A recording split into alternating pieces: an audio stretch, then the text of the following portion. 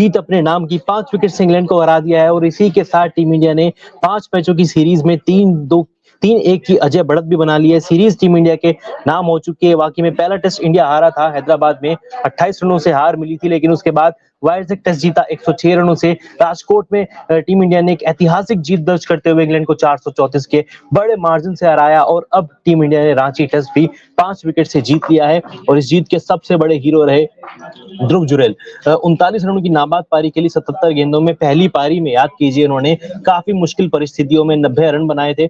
177 पर साथ team India ने 7 विकेट गवा दिए थे। उसके बाद कुलदीप यादव के साथ एक पार्टनरशिप लगी जहां पर टीम इंडिया ने पहली पारी में 300 प्लस का स्कोर खड़ा किया और केवल 46 रनों का मार्जिन था इंग्लैंड के पास, लीड मिली थी। जिसके बाद इंग्लैंड की टीम पहली पारी में 145, दूसरी पारी में 145 पर ऑल आउट हुई। हालांकि इसमें टारगेट का पीछा करते हुए टीम इंडिया एक समय काफी मुश्किल में नजर आ रही थी क्योंकि टीम ने अपने आधे विकेट यानी कि आधी टीम 5 विकेट टीम इंडिया के 120 के स्कोर पर पवेलियन लौट चुके थे।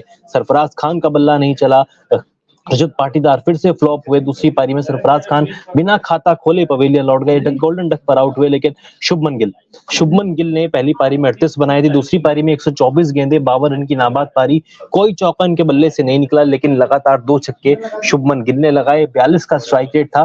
बड़ी अच्छी बल्लेबाजी की उन्होंने और कुंवर भी हमारे साथ जुड़ चुके हैं। कुंवर, 5 विकेट से रांची टेस्ट जीत लिया इंडिया ने। जी बिल्कुल बिल्कुल, बहुत ही शानदार प्रदर्शन। मतलब कि भारतीय टीम, ऐसा लग नहीं रहा था पहले जो पहली इनिंग्स हुई थी उसके बाद लग रहा था कि भारतीय टीम कहीं ना कहीं थोड़ी कम पड़ गई है, कहीं ना कहीं थोड़ी पीछे छूट रही है, लेकिन दूसरी इनिंग्स में जो कमबैक किया है मतलब कि जबरदस्त टेस्ट। और अखिल, मैं ये कहना चाहूंगा कि आप ये देखिए कि भारतीय टीम के लिए कितनी अच्छी खोज रही है ये पूरी टेस्ट सीरीज। मतलब कि यशस्वी जायसवाल ने इतना जबरदस्त प्रदर्शन, ध्रुव जुरैल मतलब कि मैं शानदार प्रदर्शन, क्या फिनिश कराया, अंत तक टिके रहे वहां पर, तक टिके रहे। और खास तौर पे कुंवर पहली पारी में 90 रन मारे थे जी। 177 को 7 हो जाता है, आपको लग रहा था कि शायद 120 से 100 रनों की लीड इंग्लैंड लेगा।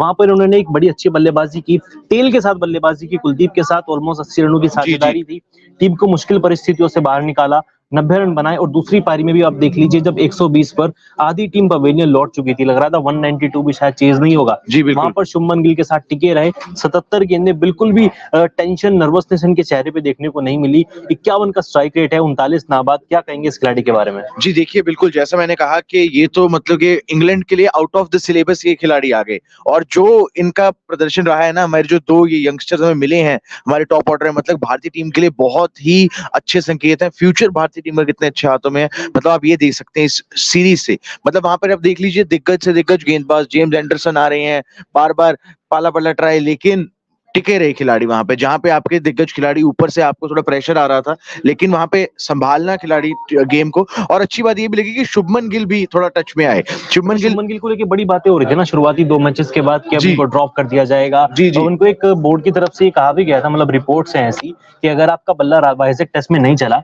तो आपको जाना पड़ेगा मोहाली, आपको पंजाब टीम के साथ जुड़ना पड़ेगा, रणजी मैच खेलने पड़ेंगे, फिर जाके आपकी टीम इंडिया में वापसी होगी। लेकिन शायद उस नोटिस को उन्होंने, उस वार्निंग को अपने ऊपर अमल किया। वाइजैक में 100 आया, राजकोट टेस्ट में भी अच्छी लय नजर आए थे, रांची टेस्ट की पहली पारी में 38। लेकिन अब जिस तरीके की उन्होंने संयम दिखाया, क्रीज पर टिके रहे क्योंकि जानते थे यहाँ पर टिकना बहुत जरूरी है। बिल्कुल, टारगेट छोटा था, जानते थे ऊपर से विकेटें जा रही हैं, आपको बस वहां पे टिकना है और अच्छे से खेलना है। वही साथ निभाया इनका ध्रुव जुरैल ने। लेकिन शुभमन गिल की जो वहां पर सूझबूझ थी और मतलब कि लीडिंग फ्रॉम द फ्रंट जो उनका एटीट्यूड था, ध्रुव जुरैल क्योंकि यंगस्टर हैं, मतलब कि यहाँ पे एक्सपीरियंस प्लेयर आप ही हैं पिच पे, तो जो leading from the front attitude रहा वो बहुत जबरदस्त रहा। और मैं कहता हूँ कि मतलब कि बहुत अच्छा ये टेस्ट, मतलब कि ये सीरीज अब शुभमन गिल के लिए भी साबित हो रही है। बिल्कुल साबित हो रही है, शुभमन गिल के लिए भी सीरीज काफी अच्छी लय में नजर आया सीरीज में, खासतौर पे रांची टेस्ट में। वाइजैक में जो 100 आया था उसके बाद से इनका कॉन्फिडेंस वापस आया है, जो इनके राजकोट में और रांची टेस्ट में नजर भी आया है। बड़ी अच्छी बल्लेबाजी इन्होंने की।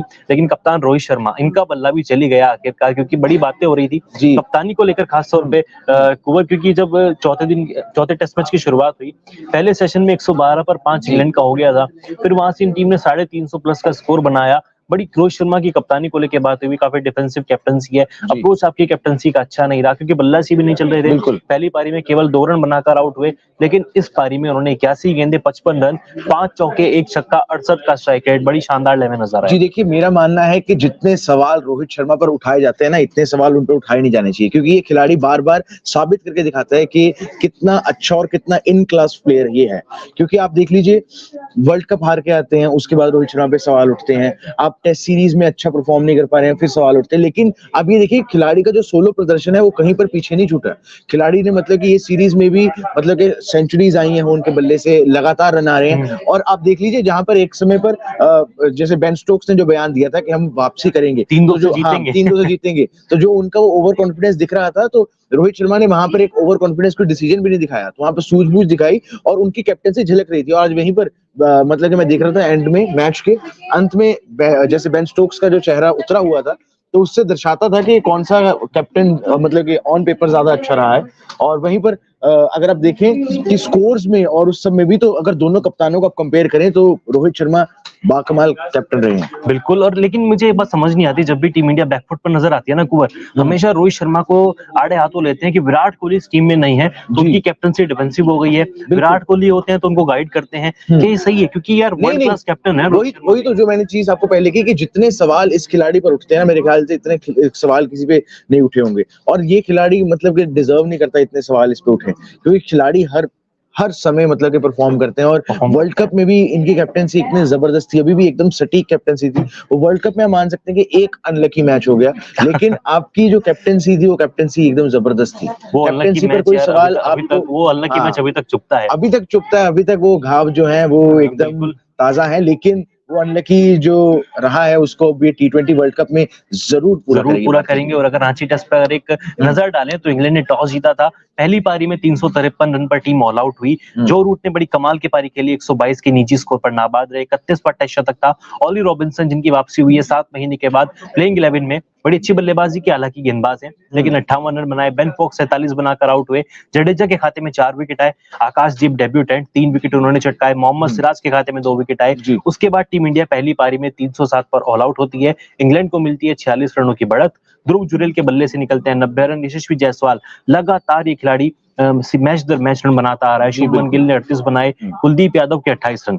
यार कुलदीप के 28 रन मतलब एक मैच विनिंग नॉक कहूंगा। बिल्कुल, बहुत अहम थे, बहुत ज्यादा अहम थे। कुलदीप का वहां पर रहना पिच पर, और वहां पर रहना और वहां पे परफॉर्म करना बहुत ही अहम। ये 28 रन थे, ये 28 रन देखने को मिलते हैं, लेकिन आप ये देखिए आप कितने लंबे समय के लिए वहां पे खड़े। आपने 131 बॉल मतलब कि आपने फेस की हैं, तो आप देख लीजिए कि आप किस कद के खिलाड़ी हैं। आप स्पिनर होने के बावजूद मतलब कि एक फुल टाइम बॉलर होने के बावजूद भी लंबे स्पेल भी डालता है। मतलब पहली पारी में ऑलमोस्ट 30-32 ओवर डालने के बाद 131 गेंदें खेलना, वो भी ऐसी परिस्थितियों में जहां पर आपके ऊपर तलवार लटकी हुई है। 7 विकेट ऑलरेडी गिर चुके हैं। टीम इंडिया पहली पारी के आधार पे काफी पीछे चल रहा था इंग्लैंड से, वहां पे 131 गेंदें खेली। ध्रुव जुरेल को अपने साथ खिलाया जिन्होंने 90 रनों की पारी खेली। एक पार्टनरशिप होती है, और कहीं ना कहीं हम अश्विन को क्रेडिट दे रहे हैं ना कि अश्विन ने 5 विकेट लिए, लेकिन इस जोड़ी को भी क्रेडिट जाता है यार। बिल्कुल क्रेडिट जहां पर है, क्रेडिट ड्यू देना चाहिए। मैं तो कहूंगा कि ये जो पूरी जो 11 थी ना, बहुत ही अच्छा परफॉर्मेंस किया। आप देख लीजिए, कहीं पर आप कमी नहीं कर सकते। अश्विन पे भी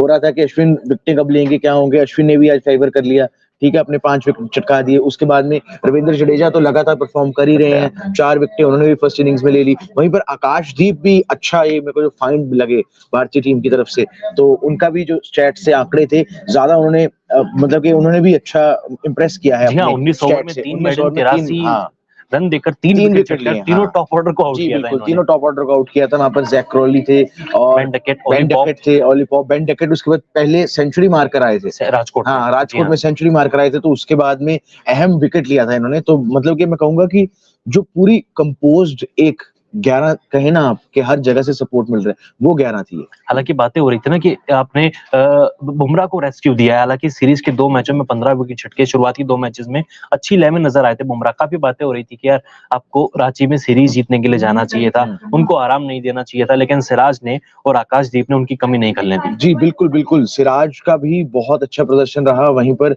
पाटीदार भी साथ में, उन्होंने जो निभाया है, साथ निभाया है, अच्छा साथ निभाया है, अच्छी लय में। मतलब कि आप देख लीजिए कि बुमराह के जाने पर सवाल उठाए जा रहे थे, लेकिन इससे पता लगता है कि जो कप्तानी है रोहित शर्मा की, और जो टीम मैनेजमेंट की भी जो डिसीजन है वो ये है कि जितने खिलाड़ी हम इस टेस्ट सीरीज से फाइंड कर लें उतने फाइंड करना चाह रहे हैं। अच्छा, सीरीज इंडिया यहाँ पे जीत चुका है, 3-1 से टीम इंडिया आ गया है, सीरीज अपनी झोली में आ चुकी है। धर्मशाला में आखिरी मैच खेला जाएगा 7 मार्च से। क्या लगता है, बुमराह को आराम दे देना चाहिए या फिर वापसी होगी उनकी? मेरे हिसाब से आराम दे देना चाहिए। मैं चाहूंगा कि जो सेम 11 ये थी वो सेम 11 जाए, क्योंकि मुझे हर एक खिलाड़ी का एफर्ट दिखा इस मैच में, हर एक खिलाड़ी का। बहुत ही अच्छा मैच था। मतलब पिछले मैच में हम बात कर रहे थे कि ऐतिहासिक जीत थी भारतीय टीम की, इतनी लंबी जीत थी, इतनी बड़ी जीत, 434 की, तो वो भी रिकॉर्ड बना दिया था। लेकिन उसके बाद जो मैं कहूंगा, जो ये वाला टेस्ट था ना, ये टेस्ट